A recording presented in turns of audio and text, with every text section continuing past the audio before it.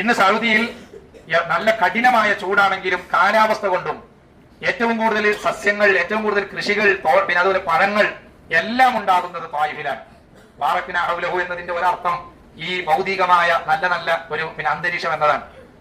ഏത് സമയത്തും സൗദിയിൽ എവിടെ ഉണ്ടാകുന്ന പോലെയല്ല, ത്വായിഫിൽ നല്ല കാലാവസ്ഥയാണ്. എയർ കണ്ടീഷനൊക്കെ അടുത്ത കാലത്താണ് വന്നത്. പൂക്കള പ്രദർശനം നടക്കാറുണ്ട് സൗദി, വലിയൊരു ഉത്സവമായിട്ട്. അത് നടക്കുന്നത് എവിടെയാണ്? ത്വായിഫിലാണ്.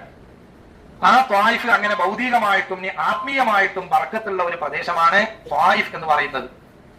ഇതാണ് ത്വായിഫിന് ത്വായിഫ് എന്ന പേര് വരാനുള്ള ഒരു കാരണം. വേറൊരു കാരണം കൂടി ചരിത്രകാരന്മാർ പറയുന്നുണ്ട്. ഇങ്ങനെ നല്ല ഫലപുഷ്ടിയുള്ള മണ്ണും പഴങ്ങളും കൃഷികളും ഒക്കെ നടക്കുന്നതായതുകൊണ്ട് ത്വായിഫിനെ പിടിച്ചെടുക്കാൻ വേണ്ടി പല നൂറ്റാണ്ടുകളിലും പലരും ശ്രമിച്ചിട്ടുണ്ട്. അതുകൊണ്ട് ത്വായിഫിൽ ഒരുപാട് പോരാട്ടങ്ങൾ നടന്നിട്ടുണ്ട്.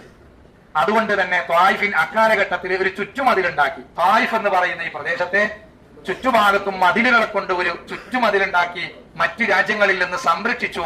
അതുകൊണ്ടാണ് ഇങ്ങനെ ചുറ്റുമതിൽ കെട്ടിയത് കൊണ്ടാണ് ത്വായിഫ് എന്നത് ചുറ്റപ്പെട്ടത്, ചുറ്റിയത് എന്ന പേര് ഈ നാടിന് വരാനുള്ള കാരണം.